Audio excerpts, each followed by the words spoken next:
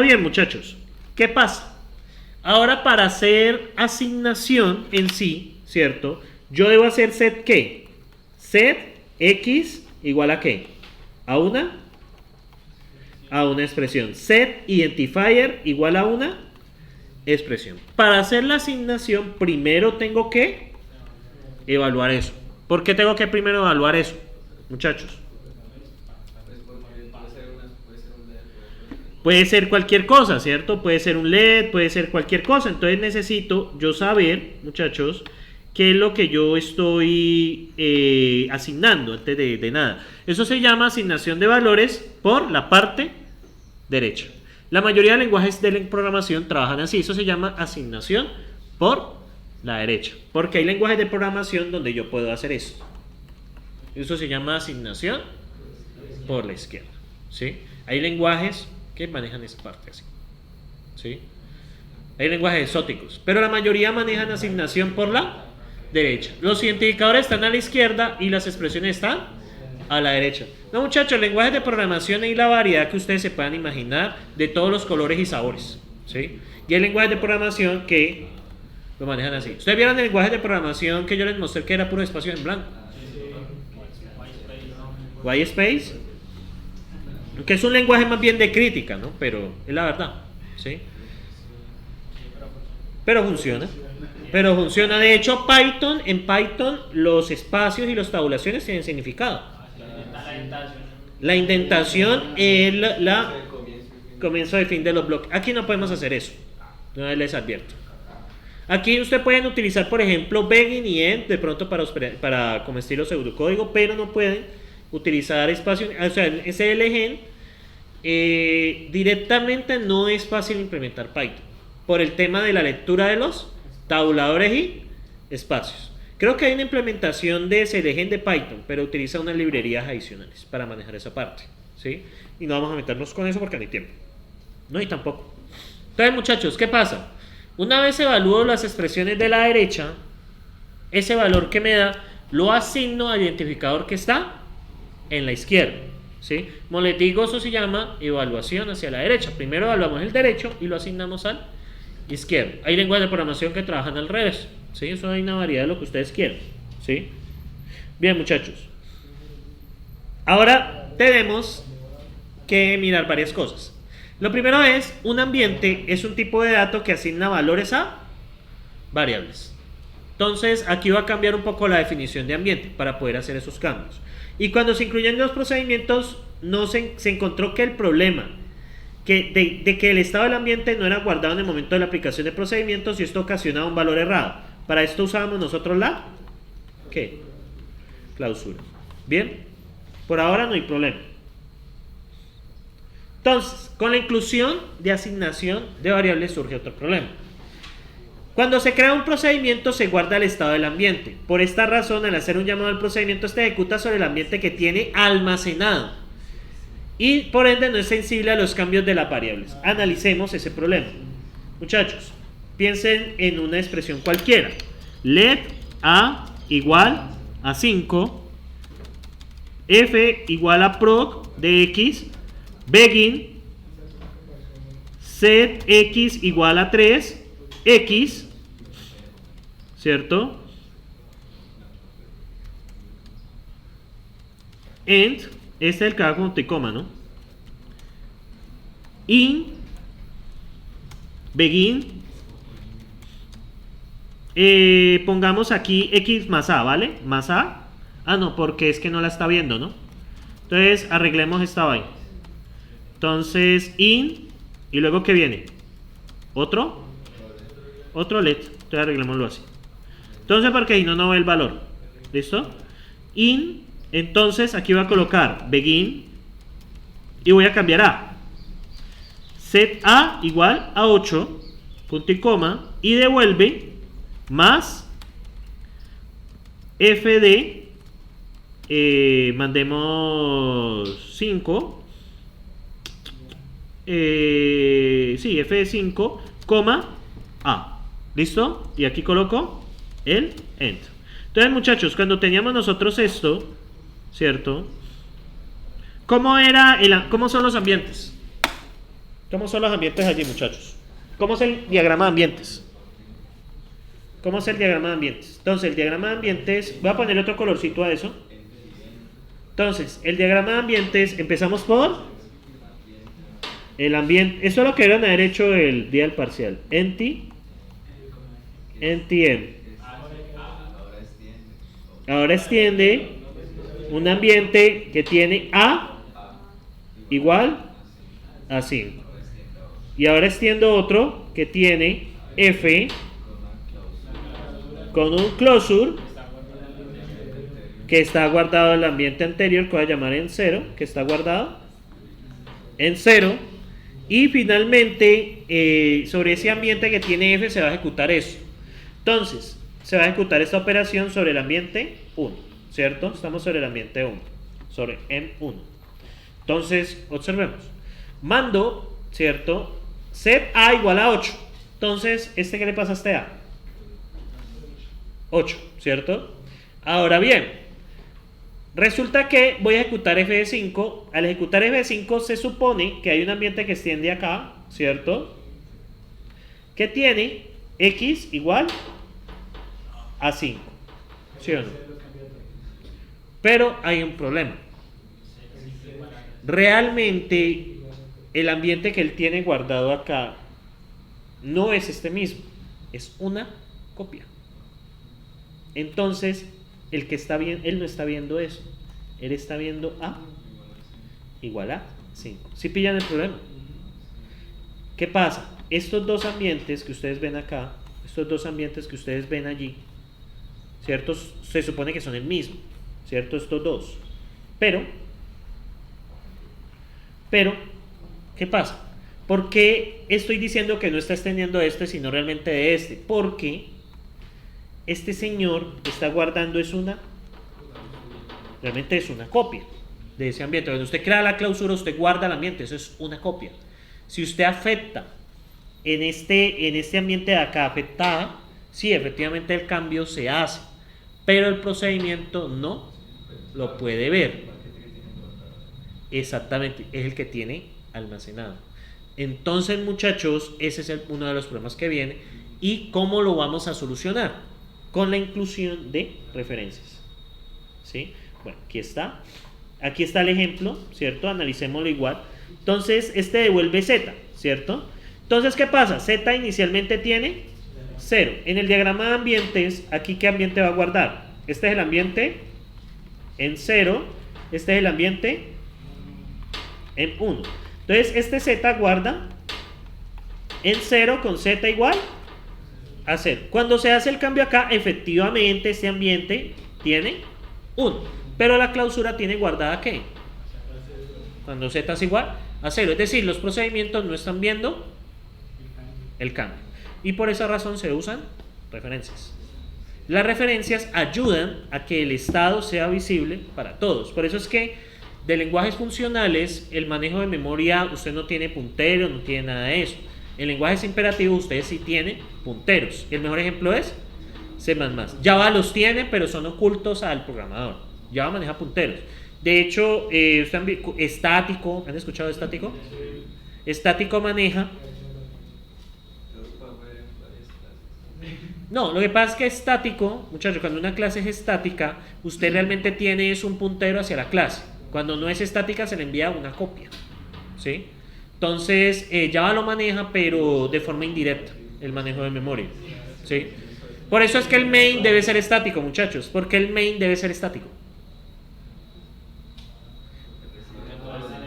No es que reciba todo, el main es el punto de partida del programa, haga lo que haga. ¿Qué pasa si tenemos varias instancias del main? ¿Ya? Pues, ¿a quién va a ejecutar? ¿Sí? Si hay varias instancias de la clase main, recuerden que las clases, como tienen atributos y permiten procedimientos para modificar la información, si usted tiene una instancia, una cosa es tener una instancia y otra cosa es tener una copia. Si usted tiene una instancia que es igual para todos del main, el punto de ejecución es claro, ¿sí? Y los cambios de estado del main los pueden ver todas las clases.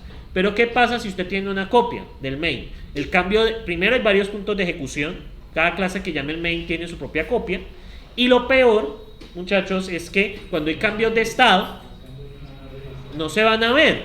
¿Por qué? Porque tienes varias copias. Recuerden que la devolución del estado de ejecución, cuando usted está en Java, lo hace ¿quién? El main. Al final, ¿qué valor? Que cuando usted ejecuta una clase y si ella retorna un valor, ¿qué valor se retorna al final? ¿Hasta dónde va? En el nivel de ejecución, ¿quién lo devuelve al final realmente? El main. Por eso es que el main debe ser estático. ¿Sí? Esa es la explicación. Realmente el main es una instancia de clase. Y si yo pregunto por el main en otra clase, o sea, la clase que tiene el main en otro lado, yo debo ver la misma instancia que vea otra clase para evitar problemas, pues, evitar ese tipo de problemas. Pero es que el main es estático. ¿Sí? Entonces, bien, muchachos, ahora, los lenguajes imperativos, por esa razón, incluyen referencias para que los llamados a funciones o clases, ¿cierto?, no tengan ese problema de consistencia. Bien, me adelanté un poco, pero bueno, espero hayan entendido la razón. Entonces, para evitar esto, miren lo que dice ahí, cada identificador debe denotar la dirección de una ubicación de memoria. ¿Por qué? Ya, ¿qué va a pasar? Usted tiene el 4, ¿usted qué va a pasar? Y esto lo explican en modelos y paradigmas de programación. Entonces, ¿qué pasa? Usted tiene, le recomiendo mucho esa asignatura, en serio, porque esa asignatura le habla a usted la mente para manejar cualquier lenguaje, ¿sí? El objetivo no es aprender lenguajes, el objetivo es entender los paradigmas para manejar los lenguajes. Se supone que este curso es para eso, pero yo siento que no se cumple el objetivo, o se cumple el objetivo con muy pocas personas. Bien, eso es una lucha de un vendedor de libros, básicamente. Un vendedor de libros en esta época, ¿cómo le va? Un vendedor de enciclopedias.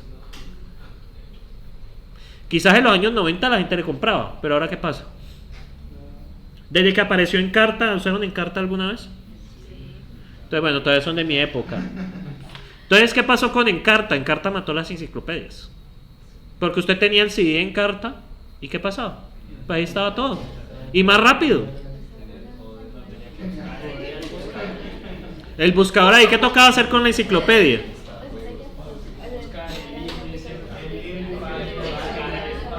Entonces, muchachos, ¿qué pasa?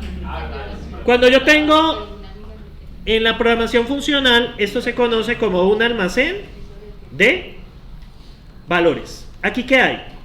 El 5, que la clausura, que el 7, que el 9, que el 8. Eso se llama un almacén de valores. Esa es nuestra memoria, ¿sí? Ahora, ¿qué pasa? A estos valores ustedes le pone X, le pone Y, le pone F. Eso se conoce como un nombre, ¿cierto? Usted básicamente le da un nombre a ese valor para poder usar, pero no es una dirección de memoria, simplemente X se llama, no, X se llama, 5 se llama X, 7 se llama Y esa clausura es F, ¿sí? Ahora, ¿qué pasa en un lenguaje de programación imperativo? Usted tiene los valores, 5, 8, 9, la clausura, y usted tiene un almacén de referencias, ¿sí? Entonces, ¿qué pasa? Usted tiene una referencia aquí a 5 y este es X. Usted tiene una referencia a quién? A 8 y este es Y. Y usted tiene una referencia a la clausura y este es F. Entonces, muchachos, ¿qué pasa? Cuando yo le paso esos valores a un procedimiento, ¿cierto? El problema es que como él tiene una key, el procedimiento tiene que, la clausura tiene una copia de quién? Del ambiente. Entonces yo no le puedo mandar el valor, porque si hago cambios en el valor, ¿qué pasa? No los va a ver por lo que acabé de explicar. Como él tiene una copia de los ambientes, ¿cierto? Si yo hago una modificación en otra parte del código, efectivamente este 5 se va a cambiar, digamos, por un 7, ¿sí? ¿Qué pasa? Este 5 se cambia por un 7. Pero si yo tengo una copia acá, ¿qué pasa? Sigue siendo 5. ¿Ya? Eso se conoce como almacén de valores. En este curso se denominan ambientes. Entonces, ¿qué pasa? Cuando yo ya tengo referencias, realmente en los lenguajes de programación se tiene un almacén de referencias, una pila de referencias y una pila de valores de memoria. Entonces, ¿qué pasa? Acá, muchachos, yo ya no le envío, cuando yo copio, yo no voy a copiar el valor, sino la referencia. Copio la dirección. Entonces, ¿qué pasa allí? Muchachos, entonces, ¿qué pasa? Si yo cambio el valor, se va a poder ver. ¿Qué pasa? Entonces, por ejemplo, yo aquí tengo mi A del ambiente que copié. Y este es mi A en el procedimiento. Si yo cambio el 5 por un 7, en cualquier parte del código, ella se va a poder ver, ¿cierto? Entonces, esa es la razón, muchachos. ¿Sí? Yo voy a poder verlo. ¿Sí? Entonces, a pesar de que el procedimiento tenga una copia del ambiente o almacén de los valores, los cambios se van a ver reflejados porque no estoy copiando el valor, sino la referencia. ¿Sí? Estoy copiando la referencia. Ese es el objetivo, muchachos. ¿Tienen preguntas hasta allí? Entonces, por eso es importante entender estas cosas. Porque en un lenguaje de este tipo, por eso es importante tener referencias. Por eso es importante, muchachos, por eso los punteros son tan fundamentales. Y por eso es tan importante que se les explique en IPO. Lo que pasa es que aquí ustedes les explican unos conceptos, pero no les dicen por qué están relacionados. Y aquí les explico por qué están relacionados. Tiene que ver que cuando yo tengo estado, pues yo tengo que ver todo. Resulta que los procedimientos y funciones son clausuras que guardan copia del almacén de valores, ¿sí? En la clausura. Para garantizar yo que se vean, debo no hacer copia del valor, sino de ¿qué? De la referencia. Al almacenarse referencias en el ambiente, yo garantizo que si cambio una variable se pueda ver en todo código. Pues aquellos que utilicen esa variable. Ya ahorita les voy a explicar el paso de parámetros, que es distinto. El paso de parámetros aquí es por valor. ¿Qué quiere decir? Aquí realmente no se está pasando, muchachos, acá realmente, en este pedazo de acá, no se está pasando acá. Acá no se está pasando X realmente, sino que se está pasando el valor.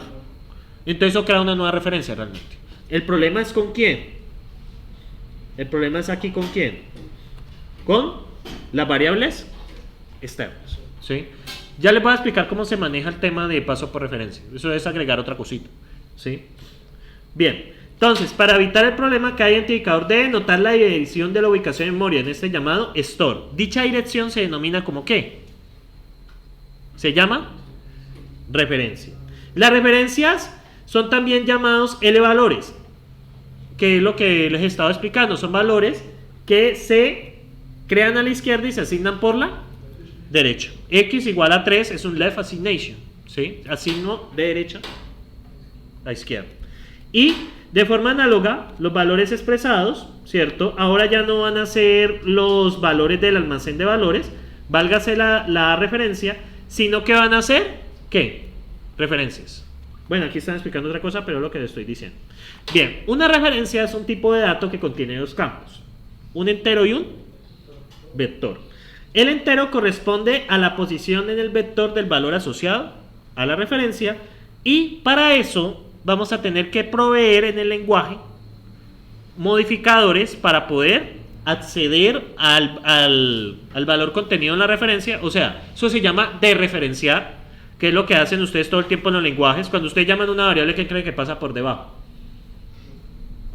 Se calcula la dirección de memoria y se trae el valor. Eso ustedes lo que hacen en Arqui todo el tiempo, en Arqui 2 sobre todo.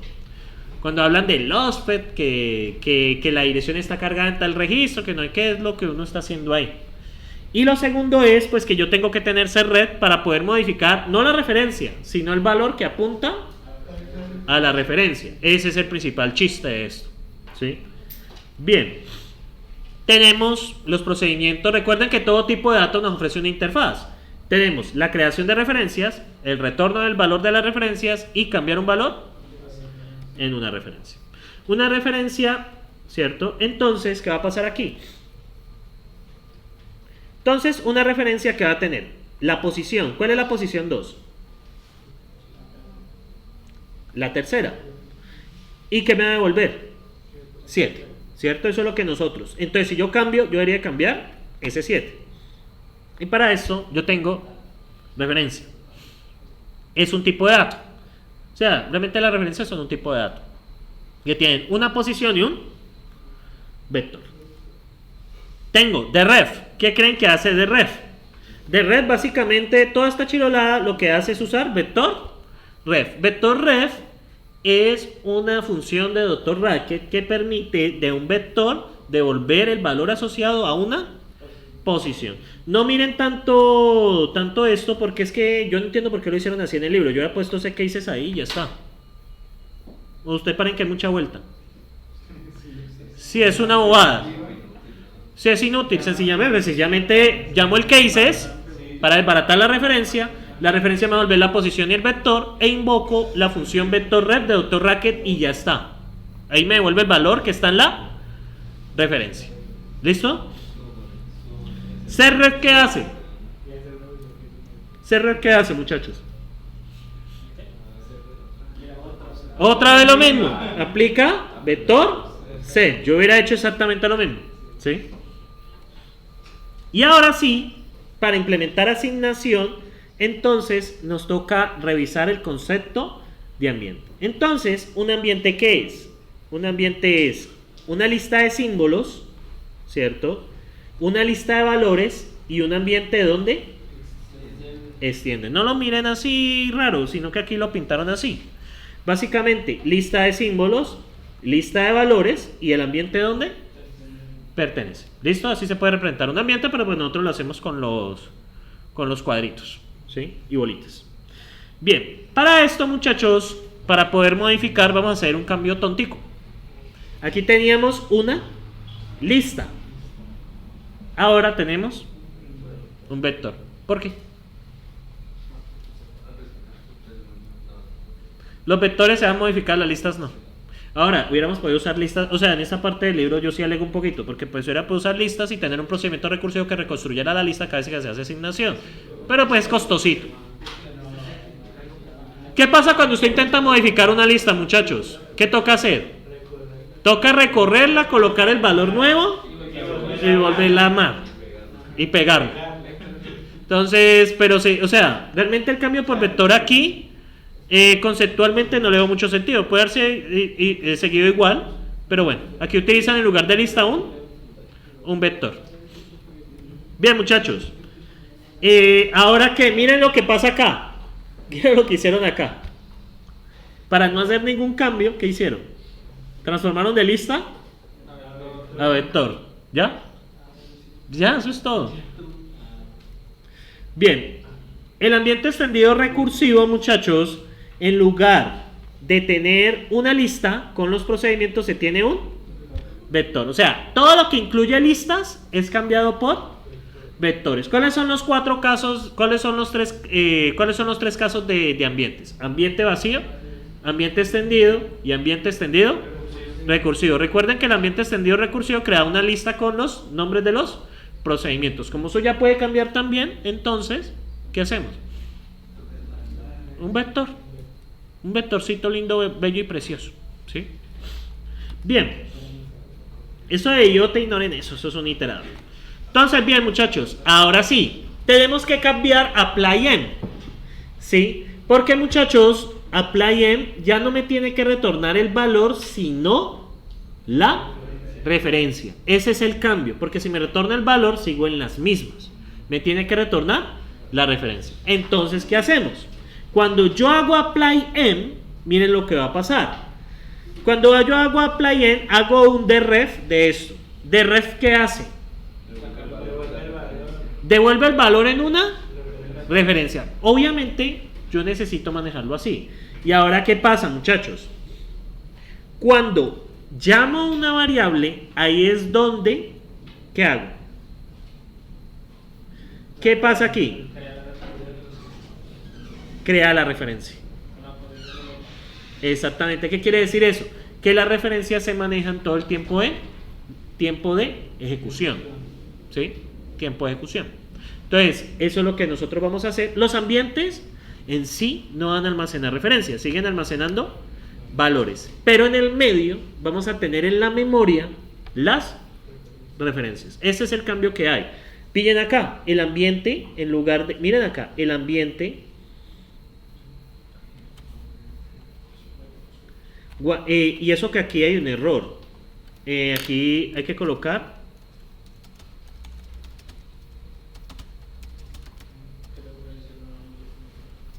¿Qué estoy agregando ahí?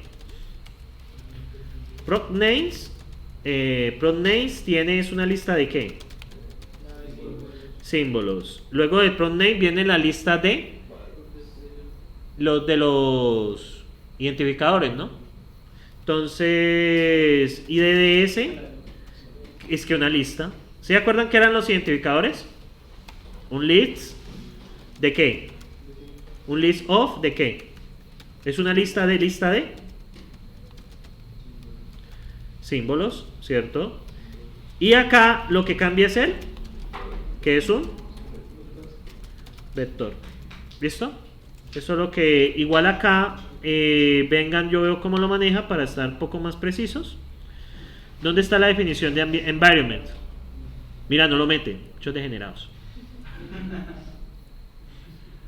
Bueno, luego reviso. Ah, no, este es paso por referencia. Este es el que necesito.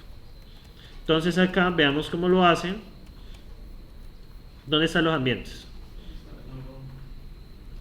Ambientecito. Sí, igual. Ah, aquí está. ¿Sí lo ven acá? No, sino que el ambiente extendido recursivo lo manejan es externo, ¿sí? Entonces realmente no va a eso, sino que el ambiente extendido recursivo lo manejan es con esta función que ven por acá. Ya les muestro. Esperen un segundo, ya les muestro.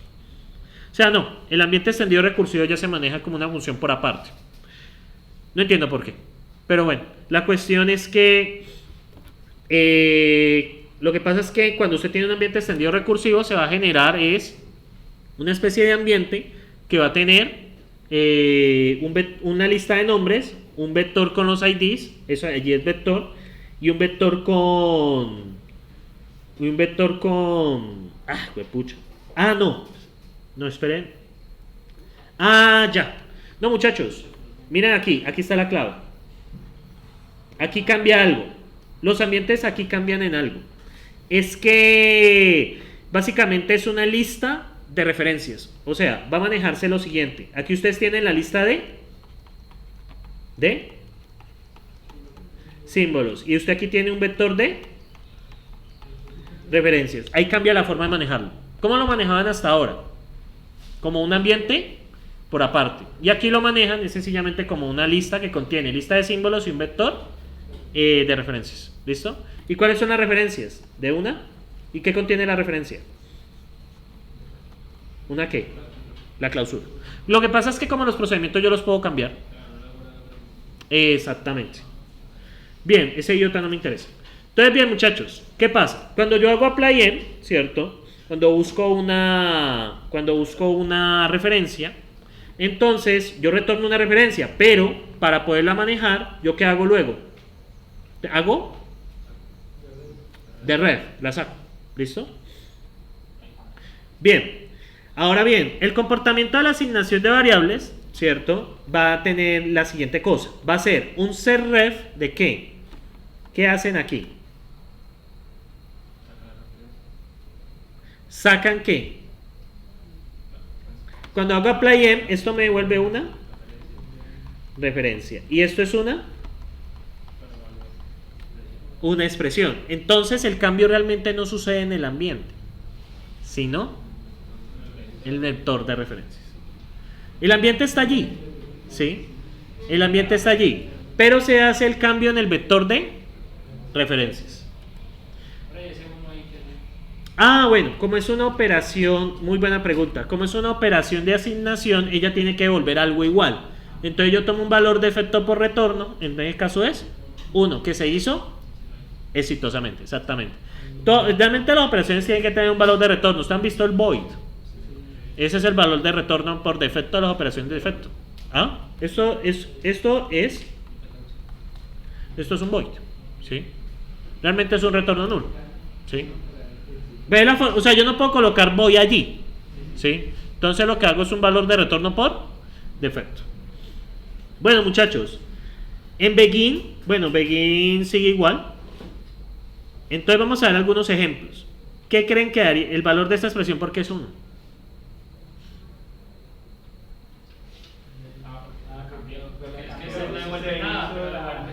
Devuelve el valor que está exactamente. En este caso retorna. ¿Retorna cuánto? 3. Aquí ya sabemos que 202. Bueno, muchachos, entonces, cosas que hay que ver en el interpretador, ¿cierto? Entonces, cuando yo ejecuto un código de estos, ¿cierto? Cuando yo hago set, que es la clave acá, entonces él va a hacer un set red de qué? Este apply-in, ¿qué hace realmente? Construye una. ¿Qué construye ese set red? Cuando yo hago apply-in. ¿Qué hace este apply-in ref? Hace una, si ustedes notan, ¿cómo es que uno control clic? ¿Cómo es que uno iba? Ir a la función. Es apply-in. Entonces, ¿qué hace él realmente? Este apply-in ref. ¿Qué devuelve esto? Devuelve la referencia. Aquí donde está. No ve, no está como función. No me deja ir. Déjame ir, please. No sea malita. Muchachos, ruéguenle al doctor Racket que me deje ir. Pero para la casa no. Vamos a ver. Entonces, muchachos, esperen, yo bajo un poquito. Ya casi van a desayunar, tranquilos. Sino que estoy esperando un poquito para que no encuentren la cafetería tan llena. Entonces, muchachos, a ver, hoy jueves, ¿cómo es la sede? ¿Ah? Entonces nadie ve clase los jueves. Bueno, es un buen día, ya sé. Entonces, muchachos, arre, me está sonando. Arre, igual de tomo yo no los veo el próximo mes, te queda igual. Sí, es cierto, yo no los veo. Entonces, arref, ¿cierto? Construye una referencia. Entonces es lo que yo devuelvo.